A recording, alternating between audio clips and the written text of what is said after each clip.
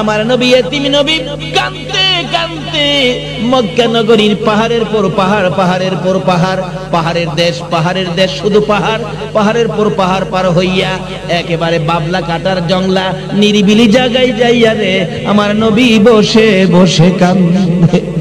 কাঁদতে কাঁদতে নবীজির চেহারা মুবারকের রক্ত মুবারক সমস্ত চেহারা লাল লাল হয়ে গেছে। জংলার পশু পাখিরা নবীর ব্যথায় ব্যতীত হইয়া চারিপাশে কাঁদে। এমনি সময় একটা জংলার পশু হরিণ পরামর্শ ডাকলেন, নবী বসে বসে জংলাই কাঁদবি আর আমরা পাশে বসে দেখবো, এটা হতে পারে না। একজনে যারে দেখো না নবীজির কে আছে, খবরটা পৌঁছে দিয়ে আসো, নবীজির যেন বাসায় বাড়িতে নিয়ে যায়।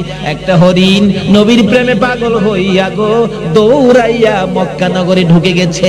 খানেকে আবার পাশেই নবীজির ঘর, নবীজির বাড়ি, নবীজির হুজরার পাশাপাশি যাইয়া তালাশ করে।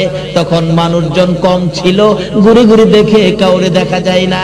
একটু পরে দেখা যায় একটু দূরে নবীর চাচা বীরে আমির হামজা তীর ধনুক হাতে হরিণ শিকারি করতে গিয়েছিলেন, শিকার পাইল না, খালি হাতে বাড়িতে ফিরছেন। বাড়ির কাছে সুন্দর হরিণ দেখা যায়। আমির হামজা বলেন, আমি তীর ধনুক বাহির করলাম হরিণ শিকার করার জন্য। জংলার হরিণী ডাকতেছে, প্রভু গো আমার জবান খুলে দাও না, তোমার বন্ধুর পক্ষে কথা বলি। আল্লাহ বলেন, এরে জংলার হরিণী, আমার বন্ধুর পক্ষে কথা বলার জন্য জবান চাইছস, যেই নবীর প্রেমে এত কিছু করেছি, এই নবীর প্রেমে কি তোরে জবান দিতে পারি না? সঙ্গে সঙ্গে হরিণের জবান খুলে দিল। জোরে জোরে কন্যা সুবহানাল্লাহ। হরিণী ডাকতেছে, রে আমির হামজা রে, আমার তীর ধনুক দিয়ে মারতে হবে না রে আমির হামজা, মারিস না। মারার আগে একটা কথা শুই নাল, তারপরে আমার মারিস, আমার কোনো দুঃখ থাকবে না। আমির হামজা বলেন, জংলার হরিণ মানুষের মতো কথা কয়, ব্যাপারটা আগে বুঝা নই, ব্যাপারটা কি? হরিণ দৌড়া যাইয়া আমির হামজার পায়ে পড়ে গেছে, পায়ে পড়ে কাঁদতেছে, আমির হামজা রে একটু জংলাই যা রে আমির হামজা, যাইয়া দেখ তোর বাতিজা এতিম বাতিজা রে, এতিম বাতিজা রে আবু জাহেল কেমন একটা মার মারছে রে আমির হামজা। আজকে যদি তোর ভাই দুনিয়ায় থাকতো, এতিম নবী কি জংলায় বসে কাঁদতো রে আমির হামজা, তোর পায়ে ধরি রে, আমারে মারবার আগে তোর বাতিজাকে নিয়ে আয়। আখিরি নবী রে, উম্মতের কান্ডারি নবী রে, রাহমাতুল লিল আলামিন নবী রে জংলার থেকে নিয়ে আয়। আমির হামজা বলেন, আশ্চর্য হয়ে গেলাম, একটা জংলার পটু হরিণ আমার বাতিজার জন্য এইভাবে কান্দে, তাহলে বোঝা যায় নিশ্চয় আমার বাতিজা সাধারণ কোনো মানুষ নয়। এরে হরিণী, আমার বাতিজার জন্য তোর মায়া হলো, বাতিজার মা নাই বাবা নাই বলে আমির হামজা বলতেছেন, বাতিজার মা নাই বাবা নাই বলে আবু জাহেল মারলো। ও হরিণী, পাও ছেড়ে দে, আর তোকে আমি কিছুই করব না। আমার বাতিজার মা নাই বাবা নাই বলে আমি চাচা তো এখনো বেঁচে আছি, আমি চাচা থাকতে আমার বাতিজারে মারবো, এই সাহস কার হইল? আমি আজকে আবু জাহেলকে দেখা দিব।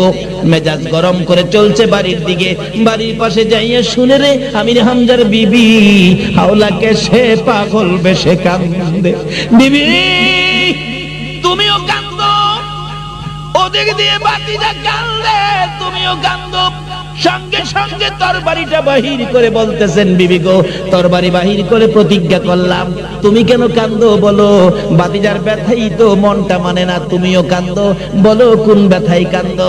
আমির হামজার বিবি দৌড়া যাইয়া স্বামীর গলায় ধরেছে, স্বামী গো আমার বাতিজারে বলে আবু জাহেল মারছে গো, মা নাই বাবা নাই বলে বাতিজা জংলায় বসে কান্দে, কেউ কি বাতিজারে মায়া করবে না?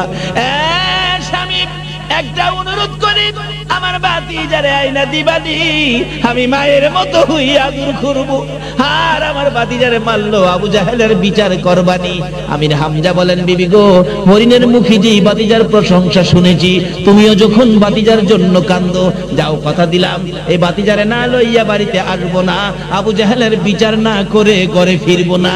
একটা দৌড় মারলেন আবু জাহেলের বাড়ির সামনে, আবু জাহেল বাড়িতে আছো? আছি, বেরিয়ে আসো। এমনি আঘাত করলেন মাথার মধ্যে, মাথা ফাইটা গেল। ও আমির হামজা, কোন দুঃখে আমাকে মারলি? আমির হামজা চোখের পানি ছেড়ে দিলেন। আবু জাহেল রে, আমার তিন ভাতিজারে কেড়ে মারলে রে। আবু জাহেল, আমার ভাতিজার মা নাই রে, বাবাও নাই, কোন দুঃখে আমার ভাতিজারে মারলি? তুমি কি ভাবছো আমার ভাতিজার কেউ নাই? আমি চাচা কি মরে গেছে নাকি রে? আবু জাহেল, একটা আঘাত করেছি, এখনো মার শেষ হয় নাই, বল আমার ভাতিজা কই? ভাতিজার খবর যদি না দিবি তোর গলাও কাইটা ফলাইবো। আবু জাহেল বলেন, আমির হামজারে আমারে আর মারিস না, আমি দেখছি তোর ভাতিজা কানতে কানতে রক্ত মাখা শরীর লইয়া ওই পাহাড়ের পর পাহাড় পার হইয়া এই সামনের দিকে গেছে। আমির হামজা একটা দৌড় মারছে, গোড়াটা পাহাড়ের কিনারে রাইখা একটু উঁচু জায়গা পাইলেই আমির হামজা ভাতিজাকে ডাক মারে, বাবা মুহাম্মদ গো, আমি তোমার চাচা আইছি গো, আর কানতে হবে না, বলো না তুমি কোথায় আছো? এইভাবে দৌড়াদৌড়ি করতেছে, কোথাও ভাতিজার খবর পায় না। আমির হামজা বলেন, একটু দূরে দেখি গাছের ডালের পাখিরা বসে বসে কান্দে। দৌড়াইয়া যাইয়া দেখি জঙ্গলার পশুরা আমার ভাতিজারে ঘেরাও করে বসে কান্দে। আমির হামজা পিছে দিয়ে যাইয়া আমার নবীকে পিছন দিয়ে এইভাবে আমজায়া ধরে ডাক মারছেন, বাবা গো, তোমার কাঁদতে হবে না গো বাবা, আমি তোমার চাচা আইসা পড়ছি। আমার নবী এমন বিপদের মুহূর্তে চাচার কণ্ঠ পাইয়া গো, বাবার গন্ধ চাচার শরীরে আছে, বলুন আছে কিনা? আমার নবী উপরের দিকে মুখটা ফিরাইয়া চাচার চেহারার দিকে তাকাইয়া আমার নবীর কলিজায় আর মানে না, একটা চিৎকার মেরে ডাক মারলেন, চাচা আমার মা নাই, বাবা নাই। দেখুন আবু জাহেল আমারে কেমন মার মারছে। নবীজিকে টাইনা টাইনা দাঁড় করাইয়া আমির হামজা বলেন, আমি দেখেছি আবু জাহেলের পাথরের আঘাতের দাগ এখনো দেখা যায়। ঘোড়ার পৃষ্ঠে উঠাইয়া চাবুক মারতেছে ঘোড়া, ঘোড়ারে চল, জলদি করে চল রে, আমার বিবি কান্দে রে, ভাতিজার মায়া। আবু জাহেল বলতেছেন, আমি মারলাম ভাতিজাকে, তুমি এত মায়া করো, আমি যেমন কালিমা পড়ি নাই তুমিও তো কালিমা পড়ো নাই। আমির হামজা তখনও কালিমা পড়ে নাই। আমির হামজা বলে, রে আবু জাহেল, কালিমা পড়তে না পারি রে, আমি তো ভাতিজার মায়া ছাড়তে পারি না।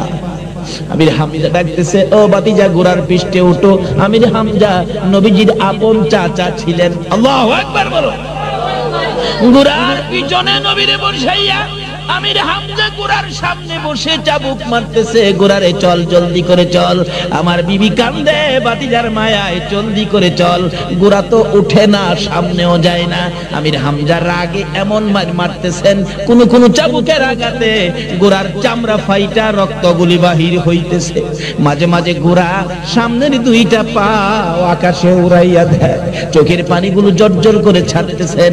এবার আমির হামজার আঘাতে ঘোড়া দুইটা পাও সামনে বাড়াইয়া ডাকে, প্রভু জবান খুলে দাও না গো, তোমার বন্ধুর পরিচয় দিয়ে দেয়। জবান খুলে গেল ঘোড়া। যেই নবীর পক্ষে গেলে জঙ্গলার পশুর জবান খুলে রে, যেই নবীর পক্ষে গেলে ঘোড়ার জবান খুলে রে।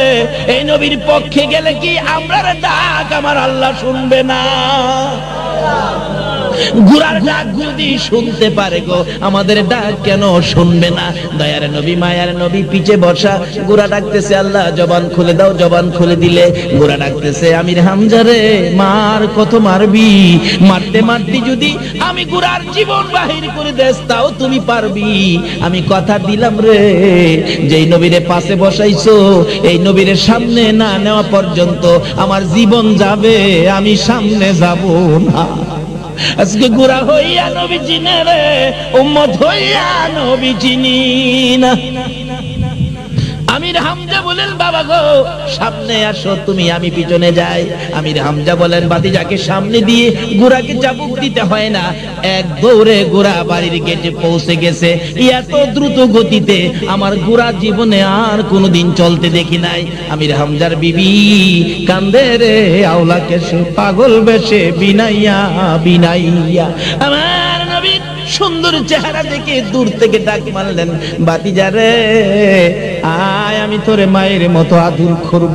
মার কথা শুনে আমার নবী গোড়ার থেকে একটা চিৎকার মেরে নাইমা গেলেন, মা গো, ও মা, আমার মায়ের মতো আদর করবেন।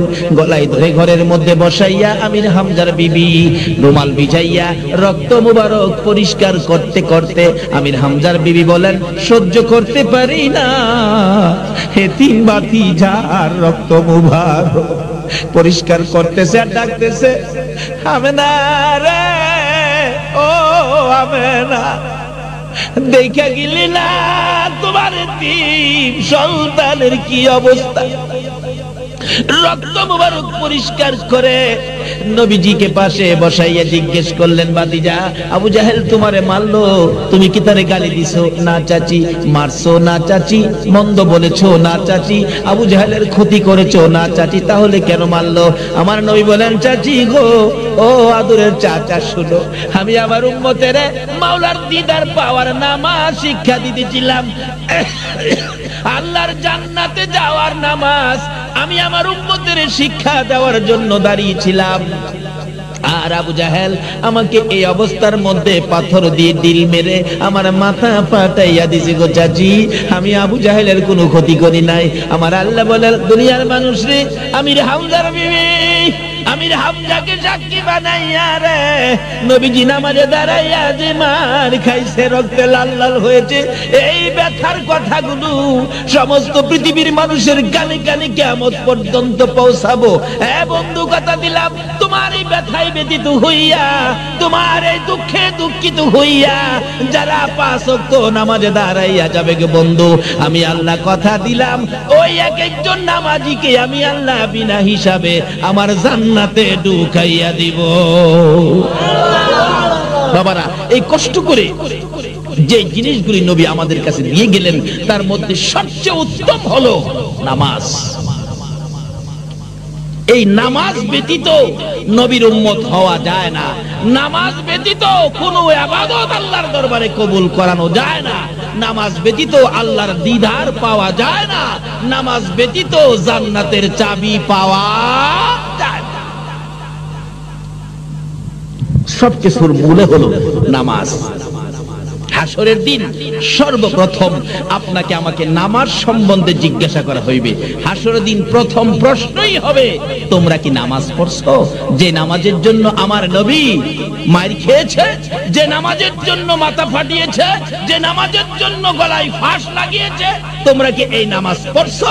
যদি নামাজ সম্পর্কে প্রশ্নের জবাব সঠিক দিতে না পারেন, তাহলে হাসরের বিপদ থেকে উদ্ধার হওয়ার কোনো উপায় থাকবে না। তাই বাবারা, ভাইয়েরা, নামাজি হন। নবী নামাজের জন্য বহু মায়ের খেয়েছেন, বহু কষ্ট করেছেন। আল্লাহ আমাদের সকলকে, মা বোনদেরকে সহ 5 ওয়াক্ত নামাজ পড়ার তৌফিক দান করুক। সকলে বলুন আমিন। আসুন, রাত্র অনেক হয়ে গেছে, 3টার উপরে বেজে গেছে। আসুন, যেই যুবকেরা আজকে মাহফিলের আয়োজন করেছেন, আসলে রাসূল বলেছেন যুবকদের সম্পর্কে, আল্লাহ বলেছেন, বন্ধু গো, জান্নাতে যাবে সব যুবক, আমি যুবকদেরকে পছন্দ করি, তাই জান্নাতে যাবে যুবকেরা। যে জান্নাতি যুবক, যে যুবক জান্নাতে যাবেন, এমন কিছু যুবক এখানে গাউসিয়া আহমদিয়া কমিটি করে এই মাহফিলের আয়োজন করেছেন। আল্লাহ যেন তাদেরকে রাসূলের পক্ষে, গাউসে পাকের পক্ষে কবুল করে কাল কিয়ামতে নবীর দিদার দেখাইয়া, নবীর গুদারাই উঠাইয়া পুলসিরাতের কুল পার করে দেন। সকলে বলুন আমিন। আজকের এই মাহফিলের উসিলায় আপনারা যারা কষ্ট করেছেন, আমরাও যারা এই পর্যন্ত কষ্ট করেছি, সকলের কষ্ট কোরআনের পক্ষে, রাসূলের পক্ষে, আল্লাহর পক্ষে কবুল করে একে উসিলা বানাইয়া কাল কিয়ামতে আল্লাহ যেন আমাদের নাজাতের ফায়সালা করেন, সেজন্যই দোয়া হবে। আসুন, দোয়ার আগে একটু দুরুদ ও সালাম আমরা মদিনা পাঠাই। যে নবীর উপর আল্লাহ নিজে দুরুদ সালাম প্রেরণ করে, এই নবীর উপর দুরুদ সালাম পাঠ করতে কি আপনারা রাজি আছেন? তাহলে মন ভরে, প্রাণ ভরে নবীজি আমাদের দুরুদ শোনার জন্য সোনার মদিনায় শুয়ে আছেন। নবীর আশিকের দুরুদ, রাসূল বলেন, আমার আশিকের দুরুদ আমি নবীর নিজ কানে শুনি মদিনায় শুয়ে শুয়ে। আসুন, মন ভরে এই রাত্রে প্রাণ ভরে নবীজিকে দুরুদ ও সালাম মদিনা পাঠাই, নবীজিকে দুরুদ শোনাই। আসুন, সকলে মিলে দুরুদ ও সালাম মদিনা পাঠাই। কি দোয়া? কোরআন শরীফ, রব্বির হামহুমা কামা রব্বায়ানি সগীরা। এই দোয়াটা কাজে লাগাই। আসুন আজকে সেই দোয়া কাজে লাগবে। আল্লাহ শিখানো দোয়া করে আমরা মা বাবার কবরের আযাব মুক্ত করব, সে আশায় আমরা হাত বাড়াবো। তার আগে কমিটির পক্ষ থেকে দুই চারটে কথা অবশ্যই বলবেন, তারপরে দোয়া হবে। সভাপতি সাহেব আছেন। ربي من كل ذنب وأتوب إليه لا حول ولا قوة إلا بالله العلي العظيم আমি আমার উম্মতের তোমার সাথে সাক্ষাৎ দিদার করার জন্য এই নামাজটা শিক্ষা দিতেছিলাম। আবু জাহেল আমার মাথা ফাটাইলো, আমি কই যাব গো, কে আদর করবে, কে মায়া করবে? আমার মা নাই, বাবা নাই, আমার নবী এতিম নবী। কাঁদতে কাঁদতে মক্কা নগরীর পাহাড়ের পর পাহাড়, পাহাড়ের পর পাহাড়, পাহাড়ের দেশ, শুধু পাহাড়, পাহাড়ের পর পাহাড় পার হইয়া একেবারে বাবলা কাটার জংলা নিরিবিলি জায়গায় যাইয়া রে আমার নবী বসে বসে কাঁদতে কাঁদতে নবীজির চেহারা মুবারকের রক্ত মুবারক সমস্ত চেহারা লাল লাল হয়ে গেছে। জংলার পশু পাখিরা নবীর ব্যথায় ব্যতীত হইয়া চারিপাশে কাঁদে। এমনি সময় একটা জংলার পশু হরিণ পরামর্শ ডাকলেন, নবী বসে বসে জংলাই কাঁদবি আর আমরা পাশে বসে দেখবো, এটা হতে পারে না। একজনে যারে দেখো না নবীজির কে আছে, খবরটা পৌঁছে দিয়ে আসো, নবীজির যেন বাসায় বাড়িতে নিয়ে যায়। একটা হরিণ নবীর প্রেমে পাগল হইয়া গো দৌড়াইয়া মক্কা নগরে ঢুকে গেছে। খানেকা আবার পাশেই নবীজির ঘর, নবীজির বাড়ি, নবীজির হুজরার পাশাপাশি যাইয়া তালাশ করে। তখন মানুষজন কম ছিল, ঘুরে ঘুরে দেখে কাউরে দেখা যায় না। একটু পরে দেখা যায় একটু দূরে নবীর চাচা বীরে আমির হামজা তীর ধনুক হাতে হরিণ শিকারি করতে গিয়েছিলেন, শিকার পাইল না, খালি হাতে বাড়িতে ফিরছেন। বাড়ির কাছে সুন্দর হরিণ দেখা যায়। আমির হামজা বলেন, আমি তীর ধনুক বাহির করলাম হরিণ শিকার করার জন্য। জংলার হরিণী ডাকতেছে, প্রভু গো আমার জবান খুলে দাও না, তোমার বন্ধুর পক্ষে কথা বলি। আল্লাহ বলেন, আরে জংলার হরিণী, আমার বন্ধুর পক্ষে কথা বলার জন্য জবান চাইছস, যেই নবীর প্রেমে এত কিছু করেছি, এই নবীর প্রেমে কি তোরে জবান দিতে পারি না? সঙ্গে সঙ্গে হরিণের জবান খুলে দিল। জোরে জোরে কন্যা সুবহানাল্লাহ। হরিণী ডাকতেছে, রে আমির হামজা রে, আমার তীর ধনুক দিয়ে মারতে হবে না, রে আমির হামজা মারিস না, মারার আগে একটা কথা শুই না লো, তারপরে আমার মারিস, আমার কোনো দুঃখ থাকবে না। আমির হামজা বলেন, জংলার হরিণ মানুষের মতো কথা কয়, ব্যাপারটা আগে বুঝা নই, ব্যাপারটা কি? হরিণ দৌড়া যাইয়া আমির হামজার পায়ে পড়ে গেছে, পায়ে পড়ে কাঁদতেছে, আমির হামজা রে একটু জংলাই যা রে আমির হামজা, যাইয়া দেখ তোর বাতিজা এতিম বাতিজা রে, এতিম বাতিজা রে আবু জাহেল কেমন একটা মার মারছে রে আমির হামজা। আজকে যদি তোর ভাই দুনিয়ায় থাকতো, এতিম নবী কি জংলাই বসে কাঁদতো? রে আমির হামজা তোর পায়ে ধরি রে, আমারে মারবার আগে তোর বাতিজাকে নিয়ে আয়। আখিরি নবী রে, উম্মতের কান্ডারি নবী রে, রাহমাতুল লিল আলামিন নবী রে জংলার থেকে নিয়ে আয়। আমির হামজা বলেন, আশ্চর্য হয়ে গেলাম, একটা জংলার পটু হরিণ আমার বাতিজার জন্য এইভাবে কান্দে, তাহলে বোঝা যায় নিশ্চয় আমার বাতিজা সাধারণ কোনো মানুষ নয়। রে হরিণী, আমার বাতিজার জন্য তোর মায়া হলো, বাতিজার মা নাই বাবা নাই বলে আমির হামজা বলতেছেন, বাতিজার মা নাই বাবা নাই বলে আবু জাহেল মারলো। ও হরিণী, পাও ছেড়ে দে, আর তোকে আমি কিছুই করব না। আমার বাতিজার মা নাই বাবা নাই বলে আমি চাচা তো এখনো বেঁচে আছি, আমি চাচা থাকতে আমার বাতিজারে মারবো, এই সাহস কার হইল? আমি আজকে আবু জাহেলকে দেখা দিব। মেজাজ গরম করে চলছে বাড়ির দিকে, বাড়ির পাশে যাইয়া শুনে রে আমির হামজার বিবি হাওলাকে সে পাগল বেশে কান্দে। বিবি তুমিও কান্দো, ওদিক দিয়ে বাতিজা কান্দে, তুমিও কান্দো। সঙ্গে সঙ্গে তরবারিটা বাহির করে বলতেছেন, বিবি গো, তরবারি বাহির করে প্রতিজ্ঞা করলাম। তুমি কেন কান্দো বলো? ভাতিজার ব্যথাই তো মনটা মানে না, তুমিও কান্দো, বলো কোন ব্যথাই কান্দো? আমির হামজার বিবি দৌড়ে যাইয়া স্বামীর গলায় ধরেছে, স্বামী গো, আমার ভাতিজারে বলে আবু জাহেল মারছে গো, মা নাই বাবা নাই বলে ভাতিজা জংলায় বসে কান্দে, কেউ কি ভাতিজারে মায়া করবে না? স্বামী, একটা অনুরোধ করি, আমার ভাতিজারে আইনা দিবানি, আমি মায়ের মতো হইয়া দূর করব। আর আমার ভাতিজারে মারলো, আবু জাহেলের বিচার করবানি। আমির হামজা বলেন, বিবি গো, হরিণের মুখী যে ভাতিজার প্রশংসা শুনেছি, তুমিও যখন ভাতিজার জন্য কান্দো, যাও কথা দিলাম এই ভাতিজারে না লইয়া বাড়িতে আসবো না, আবু জাহেলের বিচার না করে ঘরে ফিরবো না। একটা দৌড় মারলেন আবু জাহেলের বাড়ির সামনে। আবু জাহেল, বাড়িতে আছো? আছি, বেরিয়ে আসো। এমনি আঘাত করলেন মাথার মধ্যে, মাথা ফাইটা গেল। ও আমির হামজা, কোন দুঃখে আমাকে মারলি? আমির হামজা চোখের পানি ছেড়ে দিলেন। আবু জাহেল রে, আমার এতিম ভাতিজারে কেড়ে মারলে রে? আবু জাহেল, আমার ভাতিজার মা নাই রে, বাবাও নাই, কোন দুঃখে আমার ভাতিজারে মারলি? তুমি কি ভাবছো আমার ভাতিজার কেউ নাই? আমি চাচা কি মরে গেছে নাকি রে? আবু জাহেল, একটা আঘাত করেছি, এখনো মার শেষ হয় নাই, বল আমার ভাতিজা কই? ভাতিজার খবর যদি না দিবি, তোর গলাও কাইটা ফেলাইবো। আবু জাহেল বলেন, আমির হামজারে আমারে আর মারিস না, আমি দেখছি তোর ভাতিজা কানতে কানতে রক্ত মাখা শরীর লইয়া ওই পাহাড়ের পর পাহাড় পার হইয়া এই সামনের দিকে গেছে। আমির হামজা একটা দৌড় মারছে, গোড়াটা পাহাড়ের কিনারে রাইখা একটু উঁচু জায়গা পাইলেই আমির হামজা ভাতিজাকে ডাক মারে, বাবা মুহাম্মদ গো, আমি তোমার চাচা আইছি গো, আর কানতে হবে না, বলো না তুমি কোথায় আছো? এইভাবে দৌড়াদৌড়ি করতেছে, কোথাও ভাতিজার খবর পায় না। আমির হামজা বলেন, একটু দূরে দেখি গাছের ডালের পাখিরা বসে বসে কান্দে। দৌড়াইয়া যাইয়া দেখি জংলার পশুরা আমার ভাতিজারে ঘেরাও করে বসে কান্দে। আমির হামজা পিছে দিয়ে যাইয়া আমার নবীকে পিছন দিয়ে এইভাবে আঞ্জাইয়া ধরে ডাক মারছেন, বাবা গো, তোমার কাঁদতে হবে না গো বাবা, আমি তোমার চাচা আইসা পড়ছি।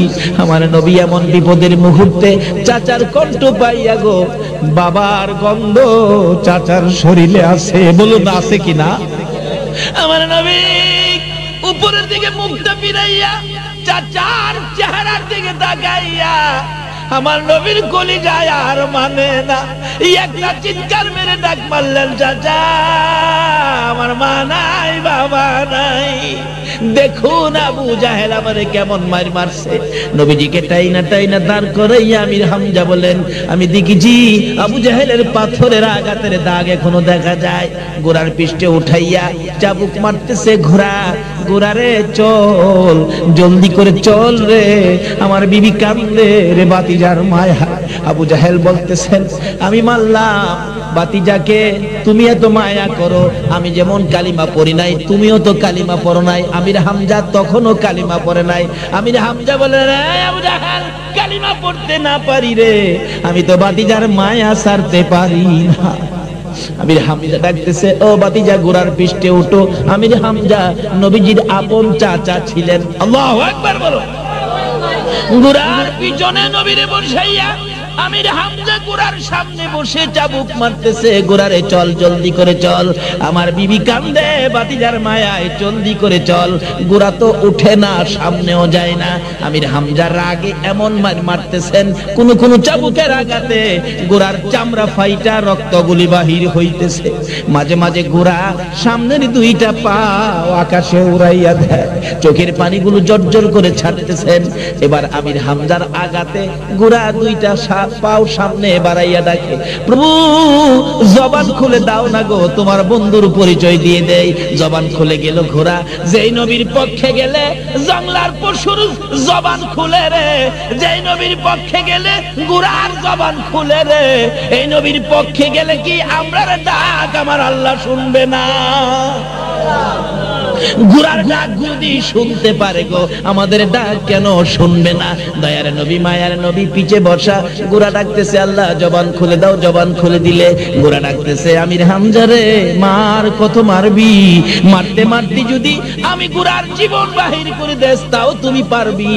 আমি কথা দিলাম রে, যেই নবীরে পাশে বসাইছো এই নবীরে সামনে না নেওয়া পর্যন্ত আমার জীবন যাবে, আমি সামনে যাব না। আজকে ঘোড়া হইয়া নবী চিনে রে, উম্মত হইয়া নবী চিনি না। আমির হামজা বলেন বাবা গো সামনে আসো তুমি, আমি পিছনে যাই। আমির হামজা বলেন ভাতিজাকে সামনে দিয়ে ঘোড়াকে চাবুক দিতে হয় না, এক দৌড়ে ঘোড়া বাড়ির গেটে পৌঁছে গেছে। এত দ্রুত গতিতে আমার ঘোড়া জীবনে আর কোনোদিন চলতে দেখি নাই। আমির হামজার বিবি কান্দে রে, আওলাকে পাগল বেশে বিনাইয়া বিনাইয়া। আমার নবীর সুন্দর চেহারা দেখে দূর থেকে ডাক মারলেন ভাতিজা রে, আয় আমি তোরে মায়ের মতো আদর করব। মার কথা শুনে আমার নবী ঘোড়ার থেকে একটা চিৎকার মেরে নাইমা গেলেন, মা গো ও মা, আমার মায়ের মতো আদর করবেন। গলায় ধরে ঘরের মধ্যে বসাইয়া আমির হামজার বিবি রুমাল ভিজাইয়া রক্ত মুবারক পরিষ্কার করতে করতে আমির হামজার বিবি বলেন সহ্য করতে পারি না, এতিম ভাতিজার রক্ত মুবারক পরিষ্কার করতেছে আর ডাকতেছে আমেনা রে, ও আমেনা, দেখা গেলি না তোমার তিন সন্তানের কি অবস্থা। রক্ত মুবারক পরিষ্কার করে নবীজিকে পাশে বসাইয়া জিজ্ঞেস করলেন ভাতিজা, আবু জাহেল তোমারে মারলো, তুমি কি তারে গালি দিছো? না চাচি। মারছো? না চাচি। মন্দ বলেছো? না চাচি। আবু জাহেলের ক্ষতি করেছো? না চাচি। তাহলে কেন মারলো? আমার নবী বলেন চাচি গো, ও আদরের চাচা শুনো, আমি আমার উম্মতের মাওলার দিদার পাওয়ার নামাজ শিক্ষা দিতেছিলাম, আল্লাহর জান্নাতে যাওয়ার নামাজ আমি আমার উম্মতের শিক্ষা দেওয়ার জন্য দাঁড়িয়েছিলাম। আর আবু জাহেল আমাকে এই অবস্থার মধ্যে পাথর দিয়ে দিল মেরে আমার মাথা ফাটাইয়া দিছে গো চাচি, আমি আবু জাহেলের কোনো ক্ষতি করি নাই। আমার আল্লাহ বলেন দুনিয়ার মানুষ রে, আমির হামজার বিবি আমির হামজাকে সাক্ষী বানাইয়া রে নবীজি নামাজে দাঁড়াইয়া যে মার খাইছে, রক্তে লাল লাল হয়েছে, এই ব্যথার কথাগুলো সমস্ত পৃথিবীর মানুষের কানে কানে কিয়ামত পর্যন্ত পৌঁছাবো। বন্ধু কথা দিলাম, তোমার এই ব্যথায় ব্যথিত হইয়া, তোমার এই দুঃখে দুঃখিত হইয়া যারা 5 ওয়াক্ত নামাজে দাঁড়াইয়া যাবে গে বন্ধু, আমি আল্লাহ কথা দিলাম ওই এক একজন নামাজিকে আমি আল্লাহ বিনা হিসাবে আমার জান্নাতে ঢুকাইয়া দিব। বাবারা, এই কষ্ট করে যে জিনিসগুলি নবী আমাদের কাছে দিয়ে গেলেন তার মধ্যে সবচেয়ে উত্তম হলো নামাজ। এই নামাজ ব্যতীত নবীর উম্মত হওয়া যায় না। নামাজ ব্যতীত কোনো ইবাদত আল্লাহর দরবারে কবুল করানো যায় না। নামাজ ব্যতীত আল্লাহর দিদার পাওয়া যায় না। নামাজ ব্যতীত জান্নাতের চাবি পাওয়া যায় না। সবকিছুর মূলে হলো নামাজ। হাসরের দিন সর্বপ্রথম আপনাকে আমাকে নামাজ সম্বন্ধে জিজ্ঞাসা করা হইবে। হাসরের দিন প্রথম প্রশ্নই হবে, তোমরা কি নামাজ পড়ছো? যে নামাজের জন্য আমার নবী মার খেয়েছে, যে নামাজের জন্য মাথা ফাটিয়েছে, যে নামাজের জন্য গলায় ফাঁস লাগিয়েছে, তোমরা কি এই নামাজ পড়ছো? যদি নামাজ সম্পর্কে প্রশ্নের জবাব সঠিক দিতে না পারেন তাহলে হাসরের বিপদ থেকে উদ্ধার হওয়ার কোনো উপায় থাকবে না। তাই বাবারা ভাইয়েরা, নামাজি হন। নবী নামাজের জন্য বহু মায়ের খেয়েছেন, বহু কষ্ট করেছেন। আল্লাহ আমাদের সকলকে, মা বোনদেরকে সহ 5 ওয়াক্ত নামাজ পড়ার তৌফিক দান করুক। সকলে বলুন আমিন। আসুন, রাত্র অনেক হয়ে গেছে, 3টার উপরে বেজে গেছে। আসুন, যেই যুবকেরা আজকে মাহফিলের আয়োজন করেছেন, আসলে রাসূল বলেছেন যুবকদের সম্পর্কে, আল্লাহ বলেছেন বন্ধু গো, জান্নাতে যাবে সব যুবক, আমি যুবকদেরকে পছন্দ করি, তাই জান্নাতে যাবে যুবকেরা। যে জান্নাতি যুবক, যে যুবক জান্নাতে যাবেন এমন কিছু যুবক এখানে গাউসিয়া আহমদিয়া কমিটি করে এই মাহফিলের আয়োজন করেছেন। আল্লাহ যেন তাদেরকে রাসূলের পক্ষে, গাউসে পাকের পক্ষে কবুল করে কাল কিয়ামতে নবীর দিদার দেখাইয়া, নবীর গুদারাই উঠাইয়া ফুলসিরাতের পুল পার করে দেন। সকলে বলুন আমিন। আজকের এই মাহফিলের উসিলাই আপনারা যারা কষ্ট করেছেন, আমরাও যারা এই পর্যন্ত কষ্ট করেছি, সকলের কষ্ট কোরআনের পক্ষে, রাসূলের পক্ষে, আল্লাহর পক্ষে কবুল করে একে উসিলা বানাইয়া কাল কিয়ামতে আল্লাহ যেন আমাদের নাজাতের ফায়সালা করেন, সেজন্যই দোয়া হবে। আসুন দোয়ার আগে একটু দুরুদ ও সালাম আমরা মদিনা পাঠাই। যে নবীর উপর আল্লাহ নিজে দুরুদ সালাম প্রেরণ করে, এই নবীর উপর দুরুদ সালাম পাঠ করতে কি আপনারা রাজি আছেন? তাহলে মন ভরে, প্রাণ ভরে নবীজি আমাদের দুরুদ শোনার জন্য সোনার মদিনায় শুয়ে আছেন। নবীর আশেকের দুরুদ, রাসূল বলেন আমার আশেকের দুরুদ আমি নবীর নিজ কানে শুনি মদিনায় শুয়ে শুয়ে। গাউসে পাক পিছন থেকে ডাক দিলেন, বাবারা তোমরা দুইজনে কি নিয়ে তকরাতরি করতেছো? মুসলমান লোকটা কয়, হুজুর হ্যাঁ কয় আমাদের নবী বলে পাওয়ার নাই, হ্যাঁ নবী বলে পাওয়ার বেশি। কিভাবে হুজুর? ঈসা নবী মৃত মানুষ জীবিত করতে পারছে। গাউসে পাক বলেন হ। আমাদের নবী কি মৃত মানুষ জীবিত করতে পারছে? গাউসে পাক কয় হ। হ্যাঁ কয় আমার নবী বলে পারে না। হ্যাঁ তো জানে না, এই জন্য গায়ের জুড়ে খালি যাইতেছে আর কি। পয়েন্টে হাইরা গেছিল, এই বিপদ মুহূর্তে পাশে দাঁড়াইলো কে? বলুন কে? এই সমস্ত ওলিদের পক্ষে থাকা দরকার আছে কিনা? শুধু দুনিয়ার বিপদ না তো, হাসরের বিপদেও দেখবেন আপনার পাশে দাঁড়াবে। গাউসে পাকের মতো একজন ওলি যদি আপনার পক্ষে থাকে, যার পক্ষে আপনারা বসে আছেন, আজকে যদি আপনারা গাউসে পাকের মহব্বতে বসে থাকেন, হাসরে দেখবেন আপনাদের পাশে গাউসে পাক। আচ্ছা, এরকম একজন ওলি যদি আপনাদের পক্ষে থাকে, হাসরের বিপদে কোনো সমস্যা হবে? দুনিয়াতে দেখবেন কোর্ট কাচারিতে বিচার আচার হয়, বলুন বিচারকের সামনে আপনার পক্ষে, মক্কেলের পক্ষে কথা বলে কে? উকিল। কে বলে? এই কোর্ট কাচারিতে, আদালতে, বিচারের কোর্টে কথা বলে উকিল।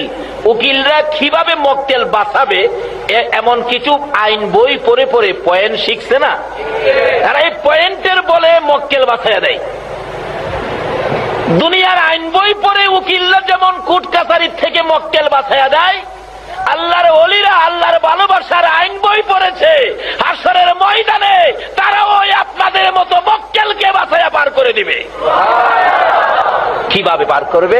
আল্লাহর কোর্টের মক্কেল হব আমরা, উকিল হবে গাউসে পাক, খাজা বাবা। জোরে জোরে বলুন সুবহান। ওই রকম আল্লাহর ওলিরা হবে উকিল, বিচারক হবেন আল্লাহ। যদি ওই রকম উকিল, ভালো উকিলের পক্ষে থাকেন, কি হইতে পারে বাস্তবে? আসুন, আমাদের এলাকার এক ঘটনা। এখন তো যেই যুগে পড়ছি আমরা, ভালোবাসার যুগ। এক সুন্দরী মেয়ে, বড়লোকের মেয়ে, গরিবের ছেলে, বড়লোকের মেয়ে, গরিবের ছেলে, একটা খুব সুন্দর, লেখাপড়ায় ভালো, তার সাথে ভালোবাসা সম্পর্ক হয়ে ওই বড়লোকের মেয়েটা 50,000 টাকা সহ ছেলেকে নিয়ে কলেজ থেকে উদাও। এই ঘটনা বাংলাদেশে হয় না? হইলে বালা। উদাও নাই, পত্রিকায় লেখে ইমুকের ছেলে, ইমুকের মেয়ে উইরা গেছে। কিন্তু মেয়ের বাবা ছিল বড় শক্তিশালী, কেস করলেন, নারী অপহরণ কেস, অনেক টাকা দিলেন। কিছুদিনের মধ্যে তার মেয়েকে উদ্ধার করে নিয়ে আসলেন, কোর্টে নিয়ে গেলেন, মেয়েকে বুঝাইলেন তুই বলবি তোকে জোর করে নিয়ে গেছে। এখন কেস করে দিলেন, জোর করে নিয়ে গেছে। এমন চাপা চাপছে কেস, পুলিশ খালি ছেলেকে খুঁজে বাড়িতে যায়, তার মা বাবাকে টর্চারিং করতেছে, তোমার ছেলেকে বের করে দাও, না হয় তোমাদের বিচার হবে। মা বাবা কান্দে কান্দে, ফকিন্নির পোলা তুই কেন গেলি এই কাজ করতে? আরেক বুদ্ধিমান ব্যক্তি বলতেছেন ছেলের মা বাবাকে এত পেরেশান না হইয়া আপনারা আরেকটা কাউন্টার কেস করেন। কাউন্টার কেস, উকিলের কাছে গেছে, উকিল সাহেব আমি এই বিপদে আছি, এই বিপদের কি কোনো পথ পাওয়া যাবে উদ্ধার হওয়ার জন্য? উকিল বলে এত আইন বই পড়ছি, এটা কোনো ব্যাপার হইল?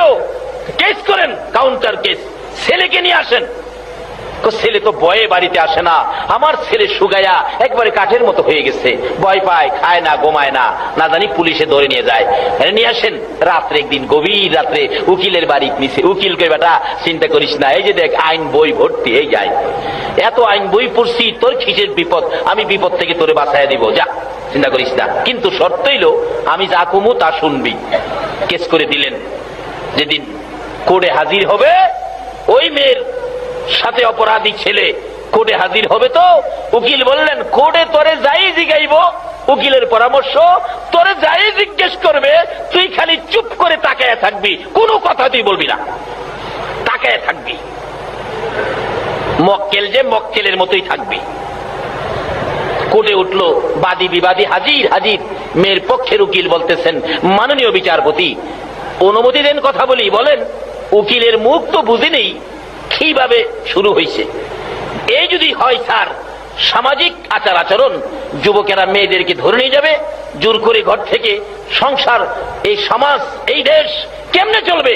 মাননীয় আদালত, আপনারও তো মেয়ে আছে, কি হবে দেশ, কোথেকে যাচ্ছে? উকিলের মুখ একেবারে সাবান দিয়ে খইসা দইয়া ইস্তারি গিরে ফেলাইছে। অবশেষে ম্যাজিস্ট্রেট বলতেছেন, উকিল সাহেব থামেন, আমি দুইটা প্রশ্ন করি। এই ছেলে, এই মেয়েটাকে তুমি যখন জোর করে ধরে নিয়ে যাও তখন রাত্র কয়টা বাজে? তার উকিলের পরামর্শ কি ছিল? চুপ করে থাকা, কথা বলিস না। চেয়েছি ম্যাজিস্ট্রেটের পাই, আরে বাবা রাত্র তখন কয়টা বাজে? উকিল খালি টনটন আওয়াজ করে, মানে কথা কইস না, যা কইছি তা শুনিস। বাবারে, বালা ওলির পিছনে গিয়া মক্কেল হয়ে যান, যা করে ওলিয়াই করবো। আল্লাহু আকবার বলো। আজকে দুনিয়ার কোর্টে যদি মক্কেলকে পয়েন্টের খাতায় মক্কেল বানায়া উকিল কই কথা কইস না, যা বলতে হয় আমি ওই বলবো।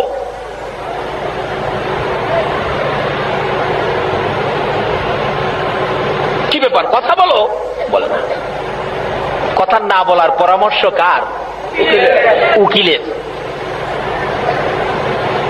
যখন তুমি মেয়েটাকে জোর করে নিয়ে যাও, তোমার সাথে কতজন লোক ছিল? দ্বিতীয় প্রশ্ন। উকিলের পরামর্শ কি? কথা। কি ব্যাপার, দুইটা প্রশ্ন করলাম, একটা কথার জবাব দেয় না, খালি চায় তাই।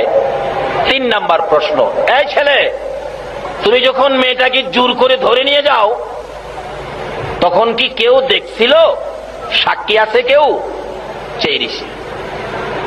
ম্যাজিস্ট্রেট জিগায়, উকিল সাহেব 24 বছর চাকরি হলো, এই মক্কেল তো পাইলাম না, এটা করতে নিয়ে আইছেন এই মক্কেল? 3টে প্রশ্ন করলাম, একটার জবাব দিল না, খালি চায়া থাকে। তার পক্ষের উকিল বলেন, মাননীয় বিচারপতি অনুমতি দিলে আমি কথা বলি। এবার ছেলে পক্ষের উকিল অনুমতি পাইছে। স্যার, এই ছেলেটা এত সুন্দর কথা বলতেন স্যার, মানুষ রেডিও বন্ধ করে তার কথা শুনতো, টিভি বন্ধ করে তার কথা শুনতো, কিন্তু আজকে ছেলেটার দিকে তাকাইলে স্যার মায়া লাগে, চোখে পানি আসে স্যার। এই মেয়েটাকে যেদিন ছেলেটা জোর করে টাইনা বাহির করে, মেয়েটা একটা চিল্লানি মারছিল, চিল্লানিতে তার কানের পর্দা ফাইটা গেছে। এখন কে কি বলে কিছুই শুনে না, শুধু তাকায়া থাকে স্যার। তার কষ্টের কথা আমার কষ্টে, আমার কথার মধ্যে এই কষ্টটা স্যার কি বলবো স্যার, এই দুঃখটা কার কাছে বলবো? ছেলেটার লাইফটা বরবাদ হয়ে গেছে তার চিল্লানিতে। মেয়েটা তো এই পাশে দাঁড়ানো, মেয়েটা বলেন, স্যার আল্লাহর কসম করে বলি আমি চিল্লানি দেই নাই। ছেলে পক্ষের উকিল বলেন, মাননীয় বিচারপতি আপনার পয়েন্টের খাতায় লেখুন, মেয়ে বলেছে চিল্লানি দেয় নাই, আপনার সামনে বলেছে, তাইলে জোর করে নেয় নাই। এবার ম্যাজিস্ট্রেট ডাকতেছে, এই কাজী সাহেবকে নিয়ে আসো, কাজী সাহেব। ম্যাজিস্ট্রেটের উপস্থিতিতে কাজী সাহেব এসে বিবাহ হয়ে গেল। বলুন বিপদ বাড়লো না কমলো? এত বড় বিপদ থেকে বাঁচলো কারু সিলাই, আবার এই মেয়ের সাথে বিবাহ হইল কারু সিলাই। বলুন কার পরিচয়? সবাই যেন বললেন না। কোন নবী? আমাদের নবী। বলুন কার নবী? যে নবীর এক একজন উম্মতের মর্যাদা কত। আল্লাহ বলেন, বন্ধু তোমার একজন উম্মত পৃথিবীতে থাকতে এই পৃথিবীটা ধ্বংস হবে না। তোমার একজন উম্মত হাসরের জমিনে থাকতে আমি আল্লাহ জান্নাতের দরজা বন্ধ করব না। যেই নবীর উসিলায় সকল নবীর নবুয়তি, যেই নবীর উসিলায় আল্লাহর আরশ করছি, যেই নবীর উসিলায় 7 আসমান 7 জমিন, যেই নবীর উসিলায় নদী নালা বৃক্ষলতা পশু পাখি সকল সৃষ্টি, সে নবীর নাম হলো রাহমাতাল লিল আলামিন। আল্লাহ পাক সকল সৃষ্টির কাছে এই নবীর খবর পৌঁছে দিলেন, তোমাদের সকলের জন্য রহমত হলো এই নবী যার নাম আমি নিজে রেখেছি রাহমাতাল লিল আলামিন। সকলের জন্য যিনি রহমত, শুধু আমাদের জন্য নয়, পশু পাখির জন্য নবী রহমত, ভাগ ভাল্লুকের জন্য, চন্দ্র সূর্যের জন্য। কিন্তু আমরা তো নবীরে চিনি না। চন্দ্র সূর্য নবীকে চিনতে ভুল করে নাই, ভাগ ভাল্লুক নবীকে চিনতে ভুল করে নাই, গাছ গাছরা নবীকে চিনতে ভুল করে নাই। এই নবীর উম্মত যদি হতে পারেন, আপনার ভাগ্যে কি আসবে দেখুন না। যে মিম্বরে দাঁড়ায় খুতবা দিতেন, মিম্বর পাকা হওয়ার আগে একটা শুকনা খেজুরের গাছ, শুকনা মৃত শুকনা খেজুরের গাছ মাটির মধ্যে গাইরা এর মধ্যে হেলান দিয়ে জুমার দিন খুতবা দিতেন। মিম্বর যখন পাকা হয়ে গেল, গাছটা উঠায় ফেলে দিল। নবীজি জুমার দিন খুতবা দিবেন, কে যেন হাও মাও করে কাঁদতেছেন। রাসূল বলেন, কাঁদে কে? সাহাবীরা বলেন, ইয়া রাসূলুল্লাহ, আমরা তো কেউ কাঁদি না, আমার কানে কান্নার আওয়াজ আসতেছে, তোমরা তালাশ করো। সাহাবীরা দেখে ওই শুকনা মৃত খেজুরের গাছটা কাঁদতেছে। মৃত শুকনা গাছ কান্দে কোন নবীর জন্য? যেই নবী হলো রাহমাতাল লিল আলামিন।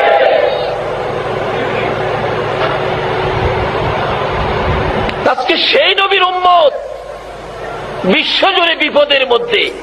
বিপদে থাকার একটাই কারণ, আমরা নবীর পক্ষটাকে ছেড়ে দিয়েছি। নবী যেদিকে যাওয়ার কথা বলেছিল আমরা সেদিকে যাই না। মৃত গাছ কাঁদতেছে, নবীজির সামনে দিলেন, যার নাম উস্তুনে হান্নানা।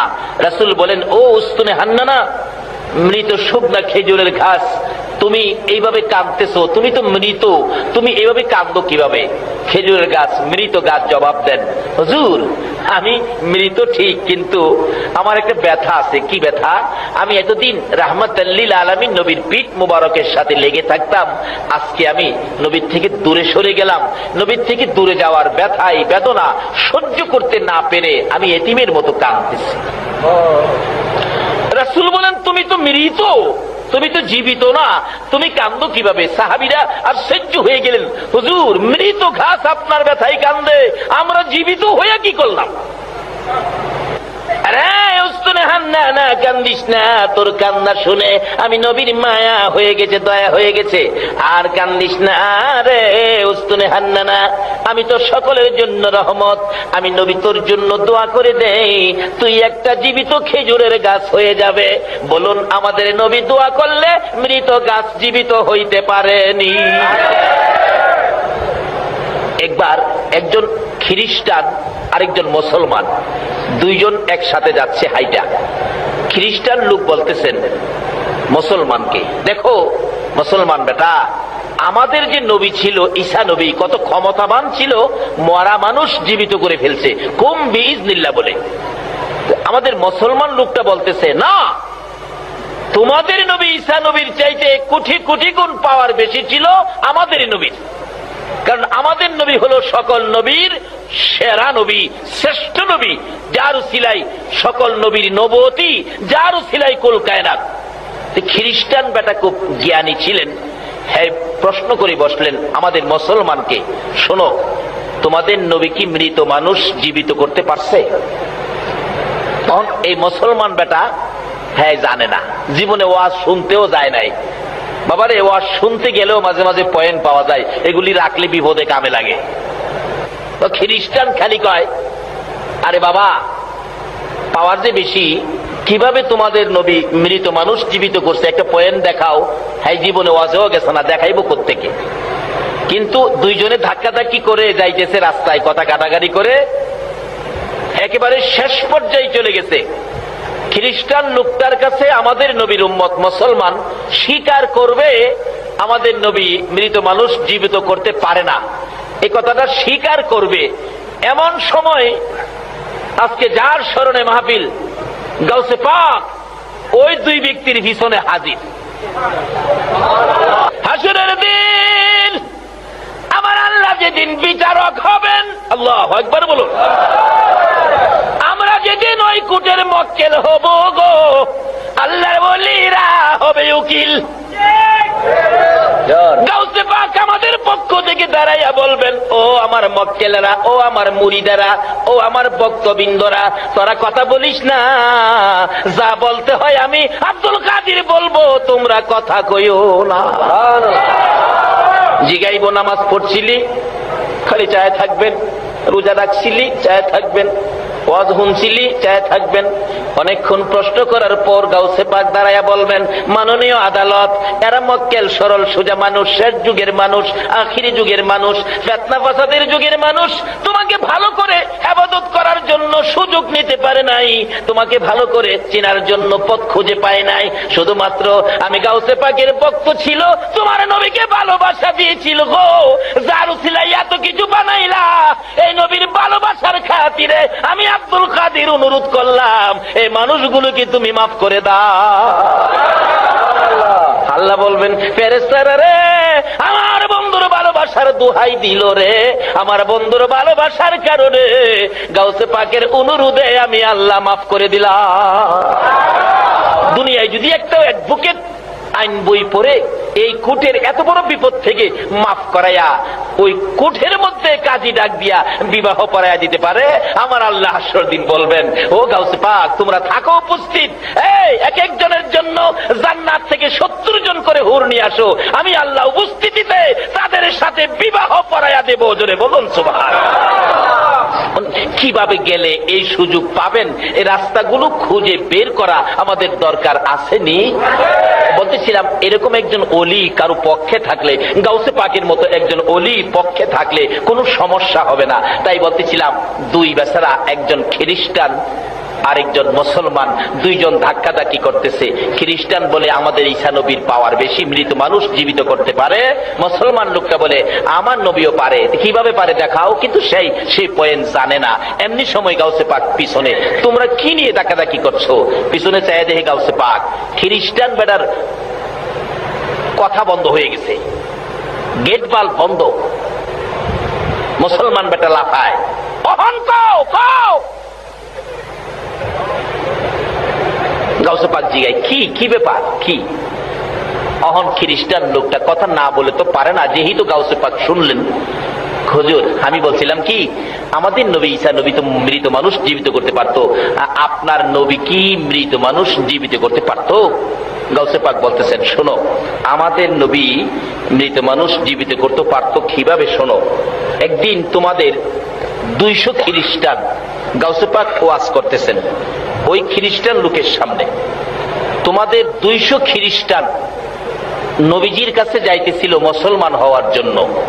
রাস্তার মধ্যে আবু জাহেলের সাথে দেখা। কোন জাহেল চিনছেন তো? কোন জাহেল? আচ্ছা, 200 লোক যদি আমরা নবীর পক্ষে যাই, আবু জাহেলের কাছে শান্তি লাগবো? হ্যাঁ, দেখে এত লোক কই যায়, নিশ্চয়ই ভাতিজার কাছে যায়। বাবারা আপনারা দাঁড়ান, কই যাবেন? আমরা আখিরি নবীর কাছে যাইতেছি, কালিমা পড়ে মুসলমান হব। আবু জাহেলের তো সমস্ত শরীরে অশান্তি বিরাজ করতেছে, এত লোক ভাতিজার পক্ষে চলে যাবে। আচ্ছা আপনারা দাঁড়ান, মুসলমান হয়ে যাবেন? তবে একটা কাজ করেন, ভাতিজা সত্য নবী কিনা একটা প্রশ্ন করে ভাতিজারে জিজ্ঞাসা দেখেন, যদি প্রশ্নের জবাব দিতে পারে তাহলে আপনারা ভাতিজার পক্ষে যাইন, না হয় ভাতিজার পক্ষে যাইন না। তো ওই খ্রিস্টানরা কয়, চাচা আপনি মুরব্বী মানুষ, দেখা যায় প্রশ্নের খবর ভালো জানেন, তাইলে আপনিই আমরা সাথে লন। এই ওয়াজ গাউসে পাক করতেছে ওই দুই লোকের সামনে, আপনি আমরা সাথে লন। কাকে নিয়ে? আবু জাহেলকে নিয়ে তারা রওনা হয়েছে। আবু জাহেল খুশি, এমন এক প্রশ্ন করব যে প্রশ্নের জবাব ভাতিজা দিতে পারবে না। এটা আবু জাহেলের ধারণা। আচ্ছা, আপনাদের ধারণা কি? যে কোনো প্রশ্ন হোক, আমার নবী কি জবাব দেওয়ার ক্ষমতা রাখে? সেই নবী আমাদের নবী। আমরা দুর্বল নবীর উম্মত নই। যেই নবী না হইলে কোন নবীর নবুয়তি হতো না। যেই নবীর নাম রাহমাতাল লিল আলামিন। আচ্ছা, যাইতে যাইতে নবীজির সামনে হাজির। গাউসে পাক এই ওয়াজটা করতেছে দুইজনের সামনে। আবু জাহেল ডাকে, ভাতিজা 200 খ্রিস্টান আসলো তোমার কাছে মুসলমান হওয়ার জন্য। এখন তাদের একটা প্রশ্ন। নবীজি গাই, চাচা প্রশ্ন কি তাদের না তোমার? আরে বাবা, যারই হোক একটা প্রশ্ন। কি প্রশ্ন? তাদের নবী ঈসা আলাইহিস সালাম মৃত মানুষ জীবিত করতে পারছে। বাবা, তুমি কি মৃত মানুষ জীবিত করতে পারো? আমাদের নবীর জিগাইতেছে আবু জাহেল, পারেনি। যদি পারো তাইলে তারা মুসলমান হবে। নবীজি কয়, চাচা কোন কবর থেকে মৃত মানুষ জীবিত করতাম আমার একটু দেখায় দেন তো, কোন কবর থেকে? এই ওয়াজ করতেছে গাউসে পাক ওই দুই লোকের সামনে। আবু জাহেল কয়, ভাতিজা আসো আসো। যার হাসে মনে মনে কয়, এমন এক কবরের কাছে নিয়ে যাবো যার মধ্যে হাড্ডি গুড্ডিও নাই।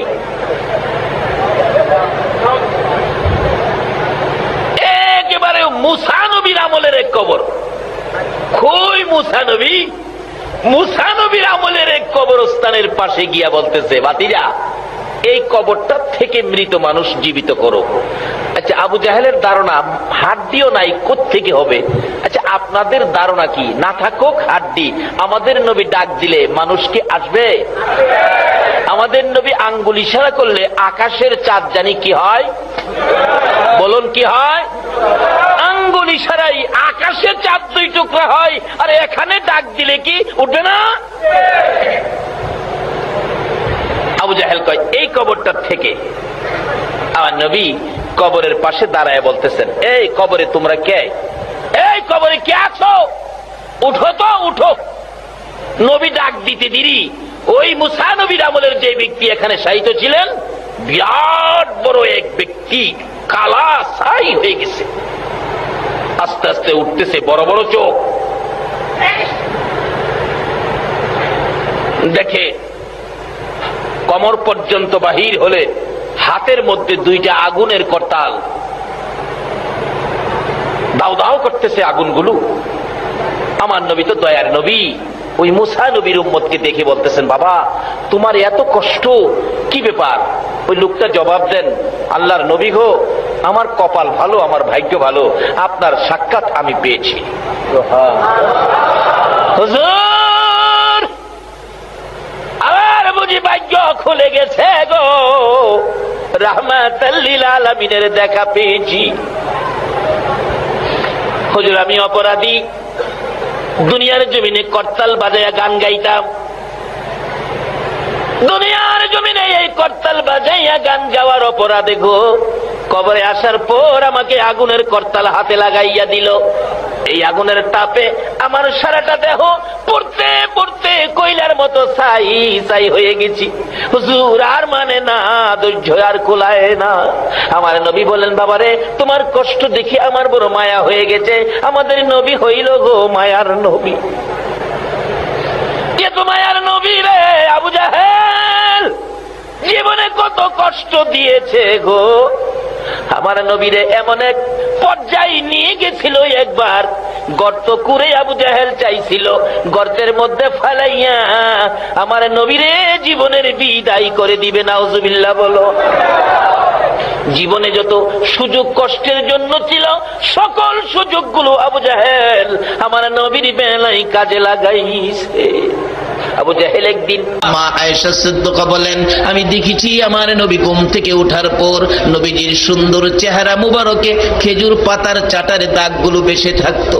তারপরেও মাঝে মাঝে আমার নবী একটু সময় ঘুমাইয়া বাকি সময় বিছানায় বসে বসে করুণ সুরে আমার নবী কাঁদতেন, জামা কাপড় চোখের পানিতে ভিজে যাইতেন। মাঝে মাঝে প্রশ্ন করতাম, ইয়া রাসূলুল্লাহ, বেয়াদবি ক্ষমা করে দিবেন, প্রশ্নের জবাব চাই। কি প্রশ্ন রে আয়েশা? হুজুর, আপনি একটু সময় ঘুমাইয়া বাকি সময় বসে বসে কেন এইভাবে কাঁদেন? হুজুর, আমি জানতে চাই এই খেজুর পাতার চাটার মধ্যে ঘুমাইতে বুঝি কষ্ট হয়, সেই জন্য কি আপনি কাঁদেন? আমার নবী বলেন, আয়েশা রে, না না, সেই জন্য কান্দি না। হুজুর, একটা বালিশ, শুধু চামড়ার ব্যাগ, কিছু খেজুর পাতা এর মধ্যে আছে, এর মধ্যে মাথা দিয়ে ঘুমাইতে বুঝি কষ্ট হয়, সেই জন্য কাঁদেন? আমার নবী বলেন, আয়েশা রে, না না, আমি সেজন্য কান্দি না। হুজুর, তাহলে বুঝেছি কেন কান্দেন। জীবনে কোনোদিন বাবার মুখ দেখেন নাই, বাবা বলে ডাকার সুযোগ পান নাই, বাবার ব্যথা বুঝি কলিজায় লাগছে, বাবার জন্য কান্দেন? আমার নবী বলেন, আয়েশা রে, না না, বাবার জন্য কান্দি না। হুজুর, তাহলে বুঝেছি মায়ের জন্য কান্দেন, মায়ের কথা মনে হয়েছে। আমার নবীর কান্না আরো বেড়ে গেছে। রে আয়েশা, শুনো কেন কান্দি? বিছানার জন্য নয়, বালিশের জন্য নয়, বাবার জন্য নয়, মায়ের জন্য নয়, আমি কান্দি রে আয়েশা আমার গুনাহগার উম্মতের জন্য।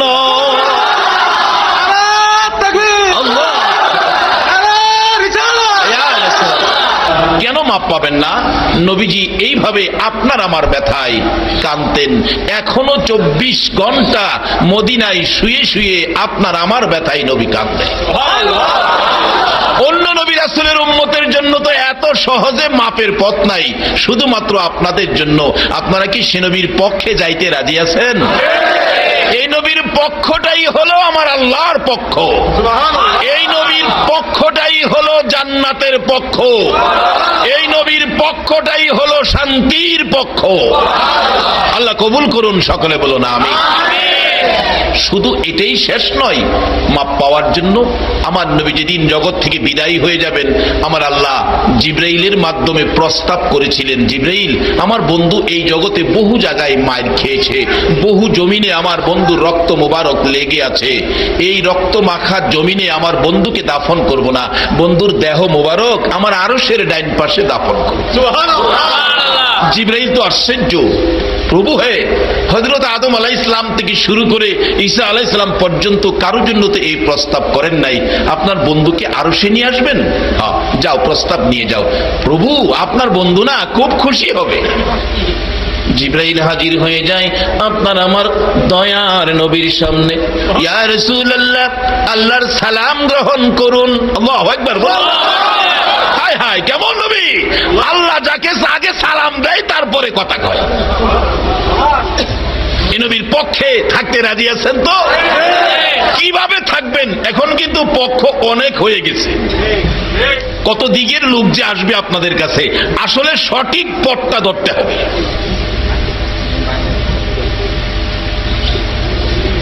জিবরাইল বলেন, ইয়া রাসূলুল্লাহ, আল্লাহর সালাম গ্রহণ করুন। আমি জিবরাইলের সালাম গ্রহণ করুন। দেয়নি সালাম? নাকি এই ঘটনা কোনো মৌলবী অস্বীকার করতে পারবো? আল্লাহর সালাম গ্রহণ করুন, আমি জিবরাইলের সালাম গ্রহণ করুন। হুজুর, এমন এক প্রস্তাব আপনার জন্য নিয়ে আসছি যেটা হযরত আদম আলাইহিস সালাম থেকে শুরু করে ঈসা আলাইহিস সালাম পর্যন্ত কারো জন্য ফাঁস হয় নাই।